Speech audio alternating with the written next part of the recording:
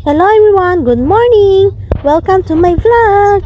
For today's video, pupunta tayo ng Walmidu Island! On the way na nga tayo ngayon. Dito nga pala to sa may Incheon, South Korea. Bali, accessible din siya ng bus.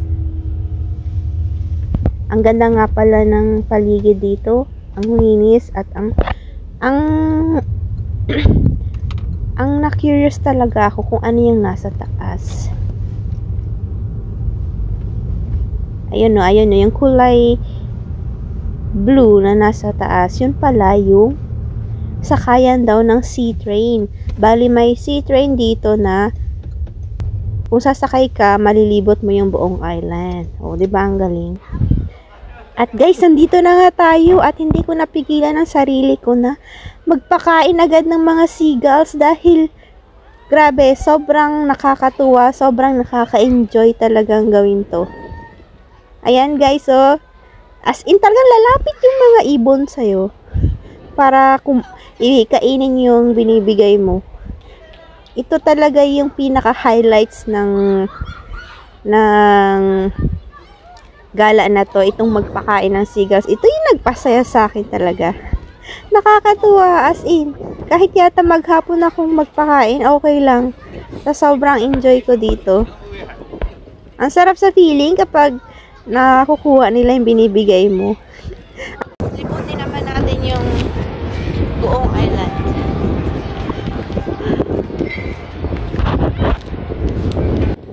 Ang temperature pala ngayon is -5 degrees Celsius, kaya naman sobrang lamig, sobrang lakas ng hangin, pero ayan, may mga pumupunta pa rin dito.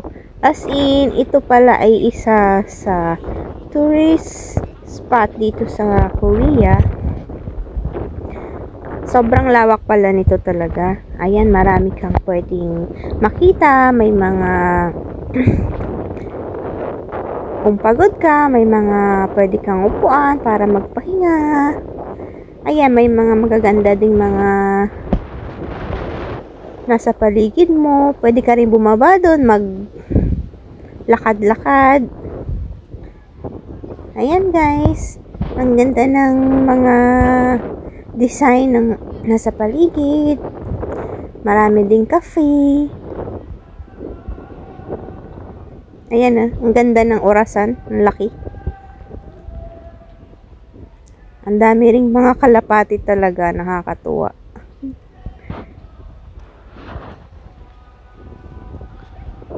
Ayan guys, Incheon. Sarap magpa-picture dyan. Diba?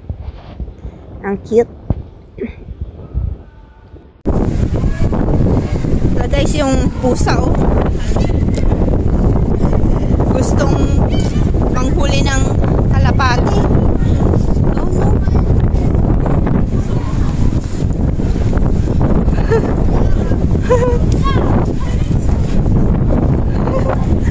Ayan guys, ang daming seagulls.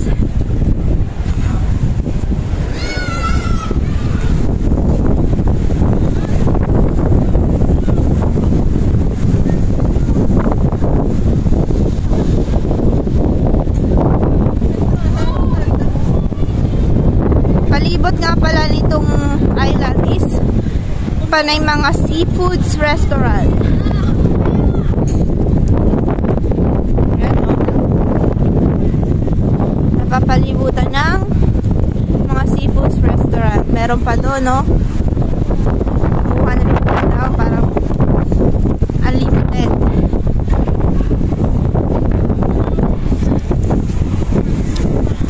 Flex ko na din to.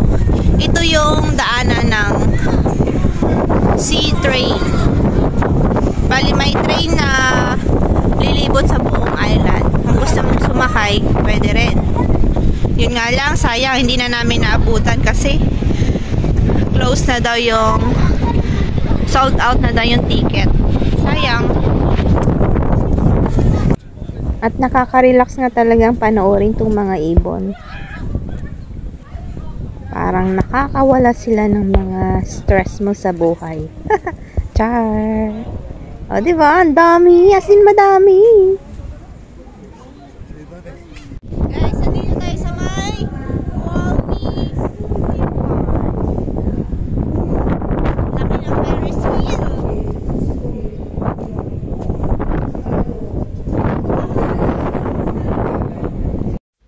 At pasukin nga naman natin tong Walmy Theme Park dito sa may Walmedo Island. Bali, ang ganda nga ng labas niya, guys. Ang laki ng Ferris wheel, ang ganda ng design.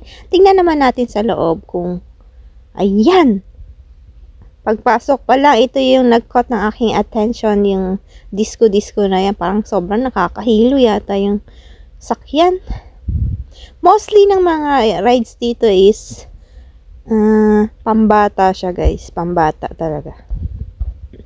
Pero meron din ilang mga pang mga adults, pero mostly pambata. Tingnan nyo, guys. So, ang cute na mga design naman. Di ko alam anong tawag dyan pero cute. Ang cute nila. Meron din, ayun no, guys, pambata mini biking. Ang liit.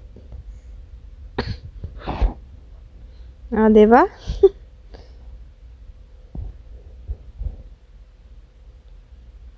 Ito pa, pambata rin. Mostly talaga pambata. Parang ang sarap na lang maging bata.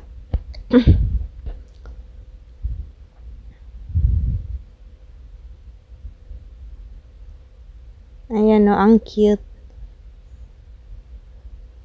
Ferris wheel na pambata. Dito naman sa kabila is yung pang bump car. Ayan naman. Pambata rin. Ayan, guys, bump car. Ang sarap dyan. Ayan naman, may photo booth din.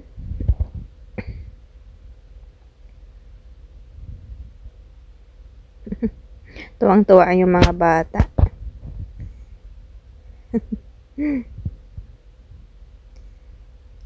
Punta naman tayo doon. Ito. Parang pambata rin to. Mostly talaga pambata. Yung mga Viking, yun lang yung mga hindi pambata. Ayan, guys, meron ding loterya kung nagugutom ka. Ito naman, mga laro-laro na mga mag-insert ka ng 1,000 won, mag-pick ka ng mga yung mga maliliit na mga toys. At dito naman, ang aking naganda naman ako dito sa VR station nila.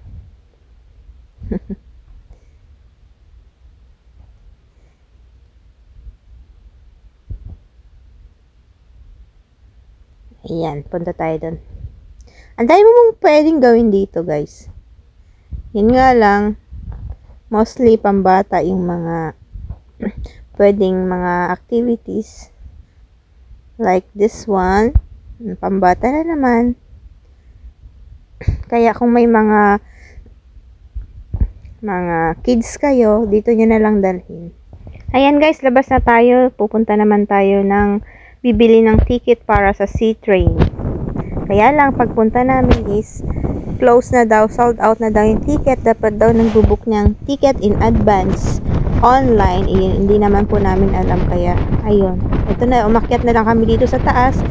Nagpicture. Ayan, may mga photo zone din. Tapos makikita mo yung itsura ng buong island sa taas. Yun lang, guys. Balik na lang siguro pag summer, pag hindi na malamig, mas may enjoy mo yung island pag summer. Kasi ang ganda sana ng place, ang dami mong pwedeng gawin, kaso dahil sa weather, dahil sobrang lamig, hindi ka makakatiis sa labas ng sobrang tagal. Kaya yun, balik na lang next time para ma-experience naman yung mga activities na hindi namin nagawa. At dito po nagtatapos ang ating vlog.